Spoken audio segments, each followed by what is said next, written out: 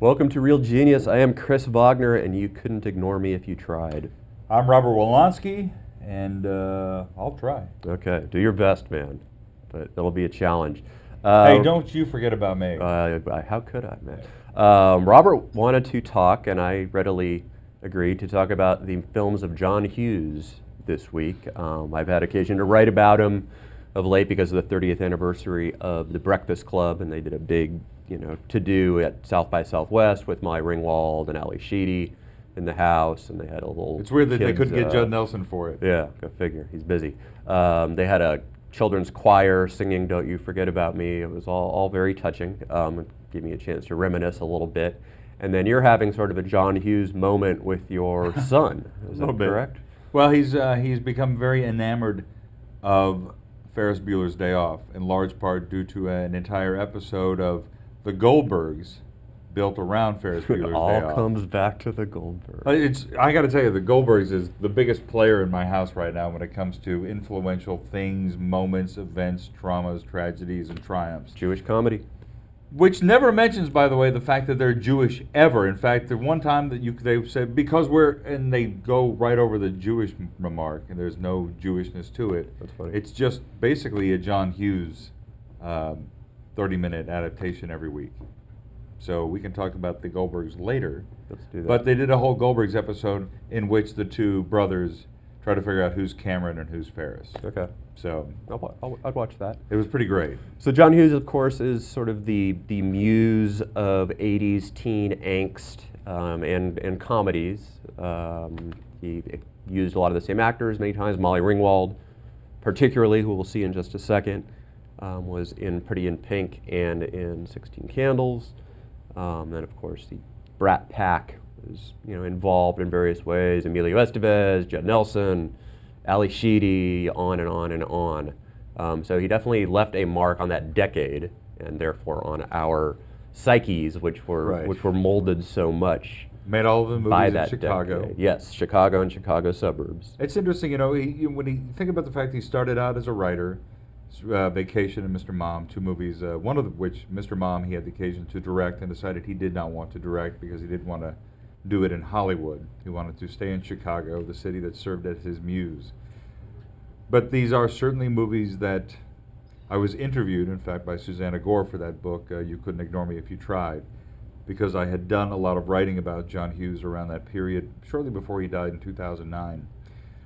Because these were really movies that I saw them in the theater while I was in high school. And they were very reflective of the experience that I had there. Mostly white at the time in the 1980s in Dallas. Certainly a lot of the exact same music, a lot of the exact same experiences. Maybe a few more punk rockers, maybe a few more Hispanics than John Hughes. It should be said that the John Hughes world is rather white. It's almost translucent. It's very, very white.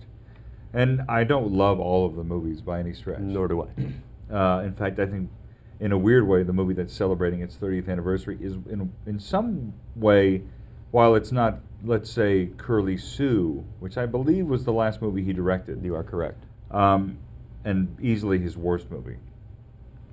But for me, Breakfast Club was the one that just seemed the most cliched, the one that was the most stereotypical, and the one that was the most sort of easy to dismiss in a way that even Pretty in Pink was not. Yeah, I've thought about The Breakfast Club a lot since I just saw it again, and I'm tempted to think about the cliches as well, but then I think it really kind of delights in blowing up the cliches, and I think that's kind of the point. You do have these types, and then they realize that they're more than types. So I think there's a little bit more going on there than may meet the eye. But I was really struck by this time is how horrible the parents are in The Breakfast Club, and how, not just how horrible, I shouldn't say how horrible they are. All the movies. They just hate their parents so much. Right. I mean, it's so pronounced.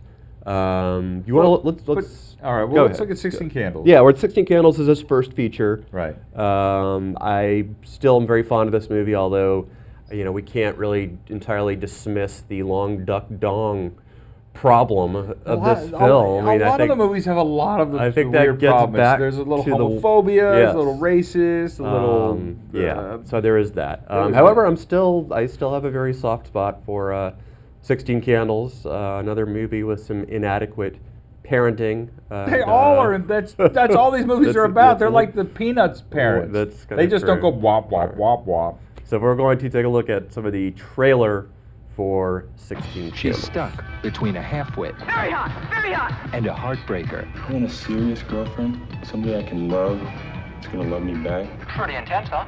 Over. Everyone she knows is either on her case You know you're the one I want to buy, huh? or out of their tree. Bonsai! It only happens once in a lifetime, This has got to be a joke. and once is enough. Happy birthday, Samantha. This is getting good. 16 Candles. I still find the end of that film heartbreakingly romantic in like the purest possible way. Right. It's good Hollywood corn. And I think the film itself has a real sort of anarchic comedy spirit, which he had at his best. And I think the movie that you want to talk about, Ferris Bueller, certainly had that in spades. Well, I love 16 Candles, if only for the fact that it's the film that kind of introduced us also to John Cusack, who would essentially star in a bunch of John Hughesian films all the way through Say Sure Anything. Thing. Yeah, I mean, the Sure Thing, if not, I mean, how was Say Anything not a John Hughes film? So I always thought that connection and that sort of tied to those things. Look, I love Valley Girl, which is not a John Hughes film, but certainly of this piece. I mean, you think about the fact that there was that period in the 1980s when there were just a ton of these movies, these teen films, these teen-sploitation films, whether it was Last American Virgin or Porky's. John Hughes took that sensibility that was certainly big and prevalent during that period and boiled it down to something that was a little cleaner and a little safer. I mean, this is not risky business by any stretch of the imagination. This is not Tom Cruise having prostitutes to the house. It's not Porky's. It's certainly not Porky's. It's certainly not The Last American Virgin. These are Horrible clean- movie, by the way. Oh, they're all awful. One of But the Last worst American movies Virgin, ever. of all of the movies, I'll say this, besides Valley Girl, has the best soundtrack. A little Journey. Just go back and look at that sound. And Okay. certainly you can't talk about any of these films without talking about Fast Times at Ridgemont High. And that's what I loved about this period. I was at high school, and they were making great films that talked about high school. But certainly you wanted to be one person, and that was Ferris Bueller. One thing I love about Ferris Bueller is the fact that it's the movie that talks to the camera. I mean, this breaks down the fourth wall. It's clever, it's cute, it's never as cliched, I think, as some of the other films in the John Hughes body of work. So let's look at that real quick. It's my favorite scene, the museum scene. It's beautiful. And I think this film, more than any of the other John Hughes films, is the one that has the most beautiful, thoughtful, and heartbreaking moments. It's Ferris Bueller's Day Off.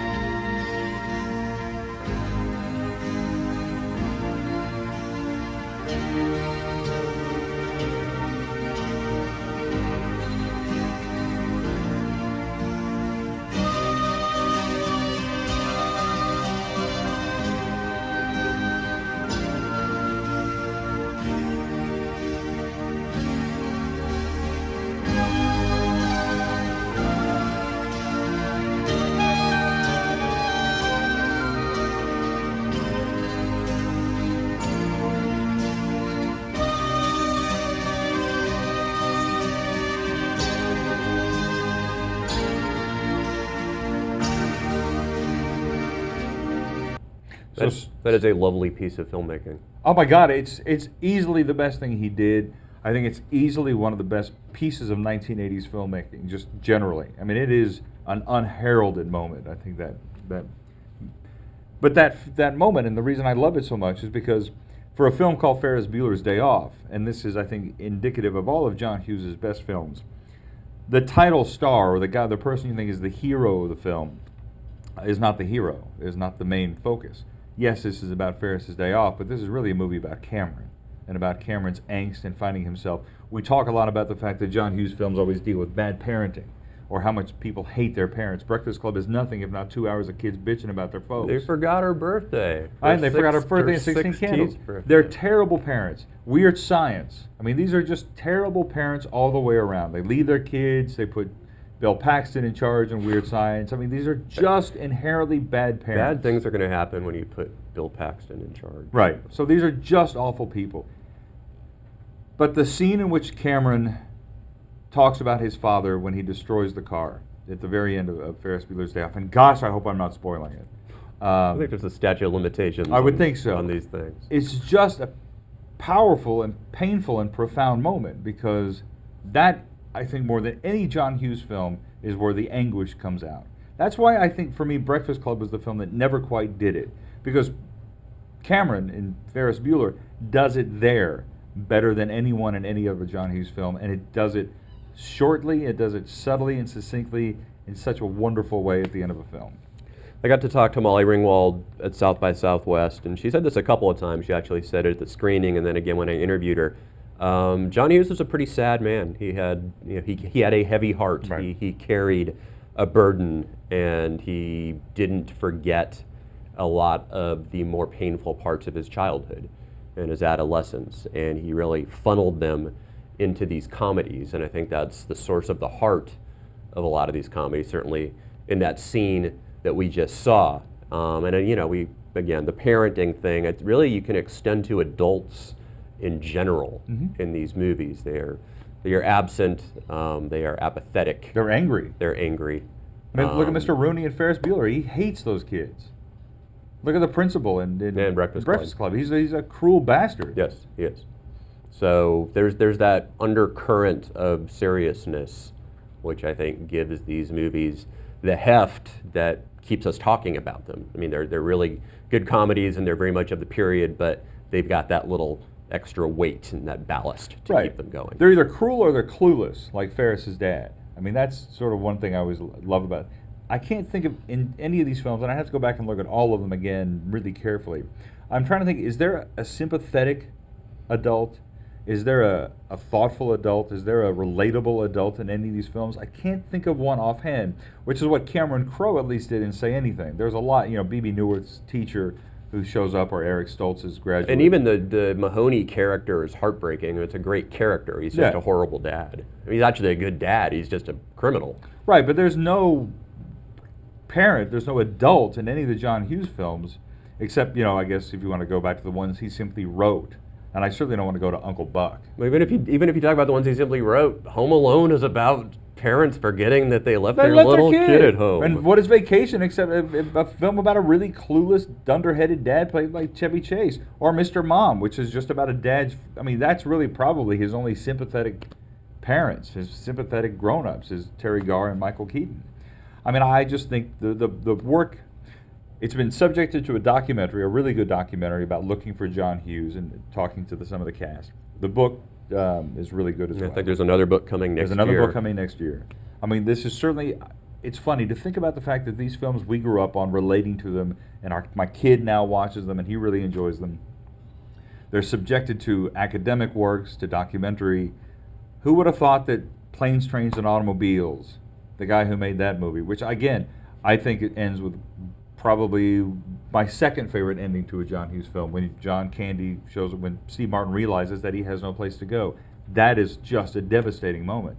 I mean, we think about how frivolous these things might have felt or might appear on the surface, and yet there is a more wellspring of emotion and thought and depth than the John Hughes best films. Those are sympathetic adult characters, the Steve Martin and John Candy characters. Well, Steve Martin becomes sympathetic. Right.